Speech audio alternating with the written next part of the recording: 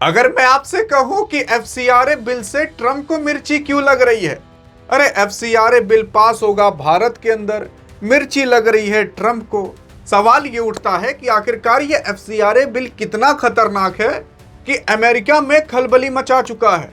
और केवल यही नहीं, बल्कि ट्रंप का एक तो सांसद था, वो तो खुलकर आकर के बोल दिया कि अगर ऐसा हुआ तो भारत और अमेरिका के बीच संबंध पूरी तरीके से खराब हो जाएंगे। क्या भारत और अमेरिका भी भारत और पाकिस्तान बन जाएगा? और उसी के ही साथ साथ जो आप कहते हो ना कि अरे ट्रंप के कहने पर मोदी चलते हैं, एफसीआरए बिल पास हो गया तो मोदी के कहने पर ट्रंप चलेंगे। और जब इसके बारे में पूरा गहन अध्ययन किया गया और पढ़ा गया, घंटों की रिसर्च लगी, तो जानते हो क्या पता चला? तब जो पता चला वो सुन करके अभी आप हैरान हो जाओगे और कहोगे कि यार इतना बड़ा खेला चल रहा है इस एफसीआरए बिल के पीछे।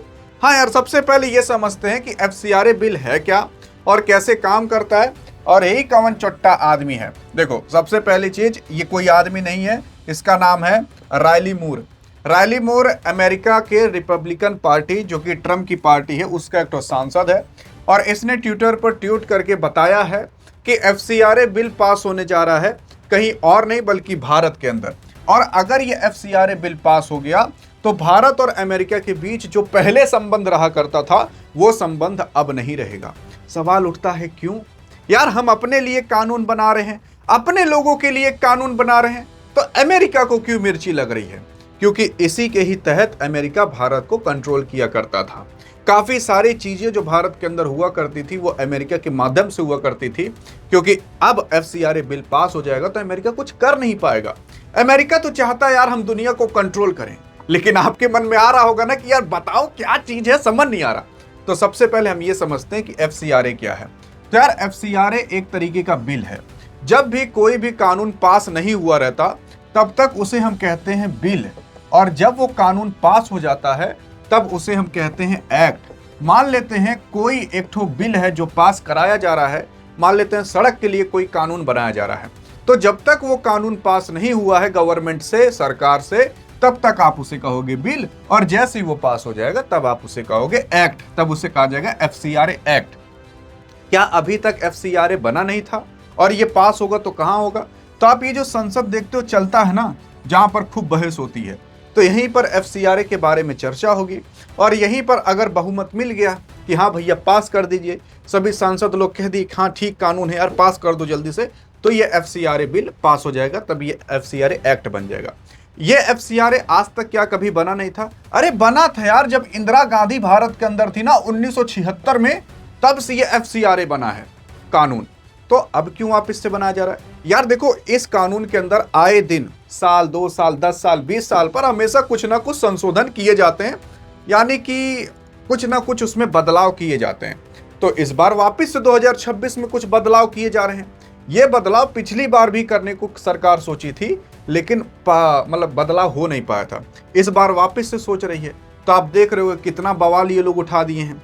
जंतर मंतर का प्रोटेस्ट अभी तक लेकर चल रहे हैं, बल्कि सरकार ने कह दिया कि भैया हमने स्टूडेंट के लिए ये सब कर दिया है, लेकिन तब भी वो बवाल उठाए हैं।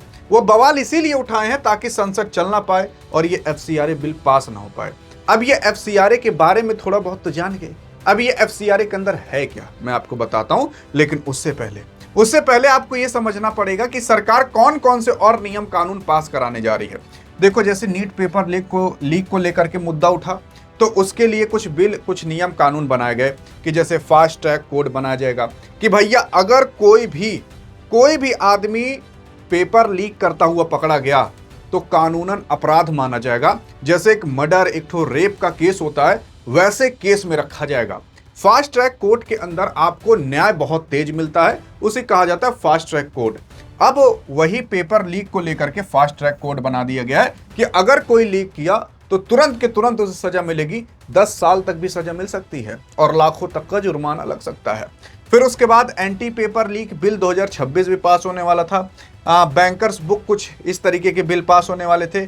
सुप्रीम कोर्ट के नंबर ऑफ जजेज को लेकर के कुछ बातें कही जाएंगी कि भैया यार जज की संख्या बढ़ाई जाए। भारत के अंदर आप देखोगे तो जो ये जिला के लेवल पर अभी कोर्ट बने हुए हैं, करोड़ों लोगों पर, लाखों लोगों पर, 1, 2, 10, 20 जज हैं, वो जज की संख्या बढ़ाई जाए। और उसी के ही साथ साथ यार आप देखोगे करोड़ों अभी केसेस पेंडिंग पड़े हुए हैं, उनका कोई भी अभी तक न्याय मिला ही नहीं है। किसी का जमीन का विवाद फंसा हुआ है, किसी का मारपीट का, किसी का मेहरारू झगड़ा हो गया, इन सब का विवाद चल रहा है। फिर उसके बाद डीलिमिटेशन बिल को पास कराना था, तो इसी में एक ठो और कानून था जिसे FCRA कानून कहा जाता है।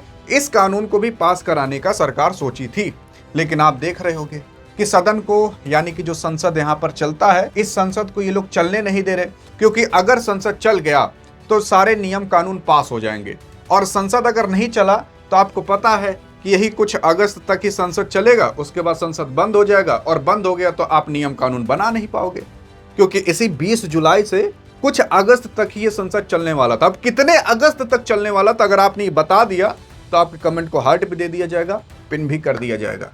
लेकिन यहां पर क्या है भैया, ये FCRA कानून भी पास करने की बात आ गई, लेकिन तब तक बवाले हो गया। अब बवाल हो गया तो भैया पास नहीं हो पा रहा। उसके बाद यूनियन टेररिस्ट, जो टेररिस्ट और रहते थे उनके लिए नियम कानून बनता, और कॉरपोरेशन लॉ कुछ बनते, तो ये सारे कानून सरकार पास करने वाली थी। उसी में से ही एक तो फॉरेन कंट्रीब्यूशन अमेंडमेंट बिल, जिसे FCRA कहा जाता है, ये भी बिल पास होने वाला था।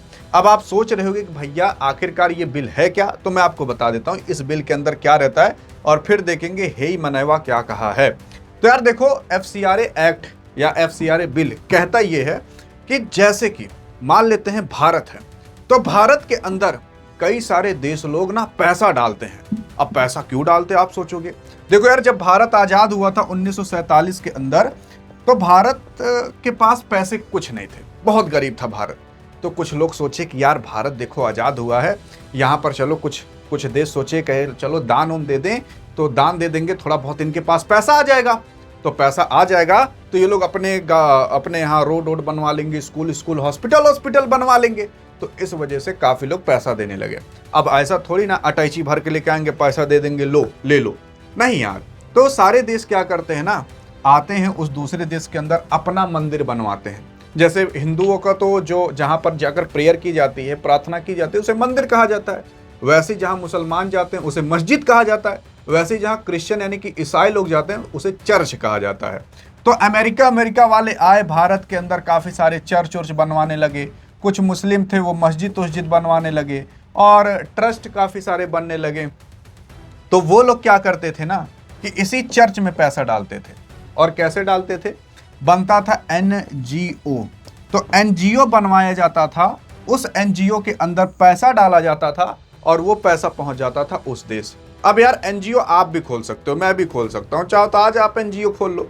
NGO खोलोगे तो आपको क्या करना पड़ेगा, एक तो लाइसेंस लेना पड़ेगा। जैसे गाड़ी चलाने के लिए एक तो लाइसेंस लेना पड़ता है, वैसे NGO चलाने के लिए एक तो लाइसेंस लेना पड़ता है। और उस लाइसेंस का नाम जानते हो क्या है? अरे उसी लाइसेंस का नाम है FCRA। अब ये लाइसेंस आपके पास रहना चाहिए NGO चलाने के लिए। अगर आपके पास NGO है तो कोनो विदेश वाला आपके NGO में पैसा डाल सकता है, और आपके पास खूब पैसा हो जाएगा। ऐसी कई सारे NGO चलते हैं जहां पर 100 करोड़, हजार करोड़ रुपए आते हैं। और वो लोग करते क्या है, वो लोग यार उसी का चर्च बनवा देंगे, मस्जिद बनवा देंगे, मंदिर बनवा देंगे, रोड बनवा देंगे, स्कूल बनवा देंगे।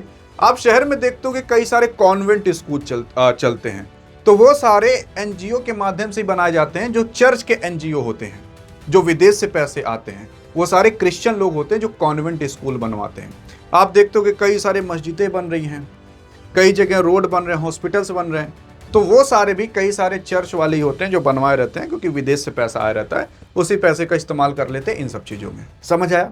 अब इसमें घाटा क्या है, ये तो अच्छी बात है, लेकिन आप खुद सोच कर देखो, अगर कोई देश सोचे कि चलो भैया इतना तो हो गया, अब भारत काफी तेजी से आगे बढ़ रहा है, एक बार भारत को गिराया जाए, तो गिराया कैसे जाएगा? तो अमेरिका भारत के अंदर पैसा भेजेगा किसी NGO में, और वो जो NGO का मालिक रहेगा कहेगा सुन, मैं तुझे 100 करोड़ रुपए एक्स्ट्रा दे दूंगा, ये 1000 करोड़ रुपए भेज रहा हूं, तो वहां पर आतंकवादी तैयार कर, ताकि कुछ अटैक करवा, थोड़ा बहुत इधर उधर हो। और अगर इधर उधर होगा तो भारत डिसबैलेंस होगा, वहां पर आतंक फैलेगा, जो काफी तेजी से आगे बढ़ रहा है नहीं बढ़ पाएगा। तो NGO का इस्तेमाल तो इसमें भी हो सकता है।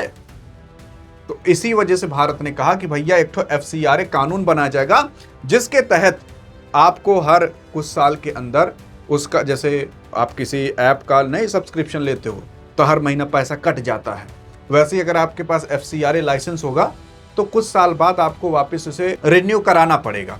और उसी के ही साथ साथ अगर आपके पास FCRA लाइसेंस होगा तो आपके NGO में जो पैसा आया और वो पैसा आपने कहां इस्तेमाल किया, ये सरकार देख पाएगी। अब इसी चीज को लेकर बवाल मच चुका है। अब अगर सरकार जाने कि आप पैसा कहां खर्च कर रहे हो, तो यार इसमें दिक्कत की कौन सी बात है? अरे आप स्कूल पर खर्च कर रहे होगे, रोड पर खर्च कर रहे होगे, तो इसमें दिक्कत वाली कौन सी बात है? अच्छी बात है यार, सरकार देख रही है। अब यहीं पर अमेरिका भड़क गया। अब अमेरिका मान लेते हैं भारत के अंदर कुछ गंदा काम कराने का सोच रहा था, तो भारत सरकार को पहले ही पता चल जाएगा कि भैया ये लोग ये पैसा टेररिज्म पे खर्च किए हैं, ये लोग ये पैसा क्या किए हैं भैया, धर्म परिवर्तन कराने में खर्च किए हैं। आप केरल ओरल में चले जाओ, कितने सारे हिंदू हैं जिन्हें मुस्लिम बना दिया गया, कितने सारे हिंदू हैं जिन्हें क्रिश्चियन बना दिया गया, ईसाई बना दिया गया। तो अमेरिका वाले चाहते हैं ना भैया दुनिया भर में जितने लोग हैं सब ईसाई हो जाएं, क्योंकि अमेरिका के अंदर ईसाई लोग हैं। दुनिया में सबसे ज्यादा जनसंख्या ईसाई की ही है, हिंदू की नहीं है। दूसरे नंबर पर मुसलमान की है, हिंदू की नहीं है। तीसरे नंबर पर कहीं हिंदू आता है। क्रिश्चियन वाले कई सारी कंट्रियां हैं और मुस्लिम वाली 57 कंट्री हैं इस दुनिया के अंदर, लेकिन हिंदू धर्म की एक भी कंट्री नहीं है। यही बेचारा नेपाल बनने की कोशिश कर रहा है, एक ठो हिंदू राष्ट्र, देखो बन पाता है कि नहीं। भारत तो नहीं बन पाया, लेकिन क्या करोगे, भारत में सब एक साथ मिलजुल कर रहते हैं, वही सही इच्छा है। लेकिन अब ये FCRA को लेकर क्यों बवाल मच रहा जाने? क्योंकि सरकार पूरी नजर रखेगी कि भैया पैसा आया तो गया कहां, और अमेरिका का भी पैसा पता चल जाएगा कहां खर्च किया जा रहा है। अमेरिका ही भारत के अंदर सबसे ज्यादा पैसा डालता है NGO के अंदर, फिर उसके बाद जर्मनी और बाकी तमाम देश हैं। अब तो किसी के पास इतना पैसा है नहीं फालतू में पैसा डाले, तो कुछ ना कुछ उसका मकसद होगा, तभी तो पैसा डाल रहा है देश के अंदर। तो वही देखेगा भारत कि भैया आप पैसा खर्च कहां कर रहे हो। अगर आप खराब काम में खर्च कर रहे हो तब तो आप गए, और सही काम में खर्च कर रहे हो तो कोई दिक्कत नहीं, स्कूल बनवाओ ना यार, कौन सी दिक्कत है। तो समझ में आया अब, तो इसीलिए पूरा बवाल मचा है। अब देखो हाउ मनावा क्या कहा है, जिसका नाम रैली मोरे था। ये कहता है प्रस्तावित बदलाव से भारतीय सरकार को चर्च और धार्मिक संस्थाओं पर नियंत्रण का अधिकार मिल सकता है। अरे मिल जाएगा तो भैया कौन सी बड़ी दिक्कत की बात है कि हमें चर्च, मंदिर, मस्जिद पर भारतीय सरकार का कंट्रोल रहे, अच्छी बात है यार। फिर उसके बाद उन्होंने इसे ईसाई के खिलाफ हमला बताते हुए कहा कि अगर यह बिल इसी स्वरूप में कानून बनता है तो इसका असर भारत और अमेरिका के द्विपक्षीय संबंधों पर पड़ सकता है। यानी कि भारत और अमेरिका के जो व्यवहार हैं, बात व्यवहार है, उस पर पड़ सकता है। उसी के साथ साथ जो रायली मुरवा है, वही मनावा जिसके बारे में बात कर रहे हैं, संसद है, वो सांसद है वहां का, ने अपने पोस्ट में भारत के ईसाई समुदाय के लंबे इतिहास का उल्लेख किया है और कहा एक भैया सेंट थॉमस के समय से भारत में ईसाई समुदाय मौजूद है। उनके मुताबिक FCRA में प्रस्तावित जो बदलाव धार्मिक, चैरिटी और चर्च के संचालन को प्रभावित कर सकता है। अब भैया देखो, अगर भारत के अंदर आप जो पैसा डाल रहे हो वो भारतीय सरकार को पता चल रहा है, तो उसमें कौन सी दिक्कत की बात है। अब आप सोच रहे होगे कि यार तब काहे सारे लोग इतना विरोध कर रहे हैं, इंडिया में भी देखो काफी सारे लोग विरोध कर रहे हैं। विरोध इसीलिए कर रहे हैं क्योंकि उनका भी NGO होगा, उनके पास भी पैसा आता होगा विदेश से। अब वो कहाँ खर्च कर रहे हैं, अगर ये चीज सरकार को पता चल गया तब तो भैया दिक्कत की बात है। कई सारे लोग NGO खोले रहते हैं और उसमें जो पैसा आता है उससे अपनी गाड़ी खरीद लेंगे, बांग्ला खरीद, स्विमिंग पूल बनवा लेते हैं। तो इससे भैया उनकी लग्जरी लाइफ खतरे में चली जाएगी। पैसा वो अपने ऊपर खर्च ही नहीं कर पाएंगे, बल्कि कुल चैरिटी में ही डालना पड़ेगा। अब भारत के अंदर कितने NGO हैं? वैसे तो कहा जाता है कि यार 5 लाख, 5.5 लाख हैं, लेकिन अगर आप नॉर्मली देखोगे तो कम से कम 30 लाख से ज़्यादा NGO हैं। और सबसे ज़्यादा NGO भारत के उत्तर प्रदेश के अंदर है। हाँ जी हाँ, तो मतलब यार अगर एक NGO आप पकड़ते हो और उस NGO में खूब हचक के पैसा आपने डाल दिया, तो यार क्या होगा जानते हो? तो आपने उस NGO वाले से बात कर लिया कि देख भैया इसका पैसा जो खर्च करियो ना, उसको आतंकवाद में खर्च करियो। सोचिए कितना खतरा हो जाएगा। तो यार अगर मान लेते हैं चाइना को भारत के अंदर दिल्ली में कहीं ब्लास्ट कराना जैसे हुआ था, तो चाइना किसी NGO में पैसा डालेगा, आतंकवादियों के पास तक पैसा पहुंचवा दिया और बस लो आतंक हो गया। हाल फिलहाल आप देखोगे तो भारतीय सरकार ने कई हजारों ऐसे NGO थे जिसे बंद कर दिया। उसी के साथ साथ ऐसे NGO देखो 30-40 लाख NGO हैं, केवल 14,462 NGO के पास ही ये लाइसेंस है। सोचो, आखिरकार वो लोग लाइसेंस ले क्यों नहीं रहे? क्योंकि फिर उनका पैसा कहाँ खर्च हो रहा है वो सारी चीजें सरकार देख लेगी। और अब सरकार कह रही है आपको FCRA लाइसेंस लेना जरूरी है। समझ आया क्यों बवाल मच रहा है और क्यों अमेरिका को मिर्ची लग रही है? क्योंकि अमेरिका भारत में कुछ करने की अगर कोशिश करेगा तो वो कर नहीं पाएगा। क्यों नहीं कर पाएगा? समझ आया? क्योंकि सारे पैसे का हिसाब किताब भारतीय सरकार रखेगी। और भारतीय सरकार ने यह भी कहा है कि भैया जब पैसा आ ही रहा है, काहे ना एक बैंक की हम लोग, और उस बैंक का नाम रहेगा SBI। समझ आया?